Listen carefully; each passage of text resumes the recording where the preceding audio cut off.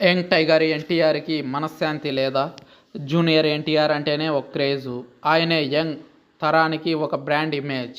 'Triple R' సినిమాతో junior NTR pan India screen మీద నుంచి గ్లోబల్ స్క్రీన్ మీదకి ఎదిగిపోయారు. ఆయన లేటెస్ట్ మూవీ 'దేవరా' కోసం జనాలు అంతా వెయిట్ చేస్తున్నారు. తాత సీనియర్ ఎన్టీఆర్ని ముమ్మూర్తులా పోలిన ఈ జూనియర్ నటనలోనే కాదు, అన్నింటా ఒక విశేషమే. ఆయన ప్రతి కదలిక ఒక సెన్సేషనే. ఆయన లేటెస్ట్గా ఉడిపి కృష్ణుడి కోవెలకు కుటుంబ సమేతంగా వెళ్లారు.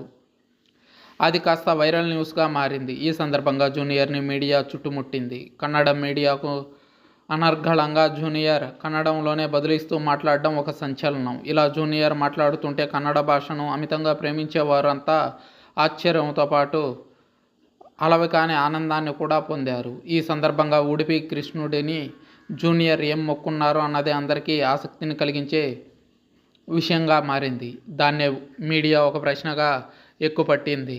దానికి జూనియర్ ఇచ్చిన జవాబు మనశ్శాంతి అని. దాంతో షాక్ తినడం కన్నడ మీడియా వంతే కాదు, సామాజిక మాధ్యమాల్లోనూ దాన్ని వీక్షించిన ప్రతి ఒక్కరికి షాక్గానే అనిపించింది. అయితే ఆ వెంటనే జూనియర్ చిరునవ్వుతో దాన్ని లైట్ చేసేశారు. సర్వే జన సుఖినో భవంతు అని కోరుకున్నాను అని చెప్పారు. అయితే జూనియర్ మొదట చెప్పిన ఆన్సర్ చూస్తే ఆయన నిజంగా అలా చెప్పారా లేక సరదాకు అన్నారా అన్నదే చర్చగా ఉంది. జూనియర్కి మనశ్శాంతి కరువయిందా అన్నది కూడా చర్చకు వస్తున్న విషయం.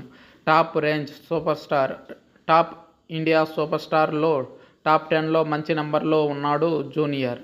ఆయనకి మనశ్శాంతి లేకపోవడమా? నెవర్ అనేవారు ఉన్నారు.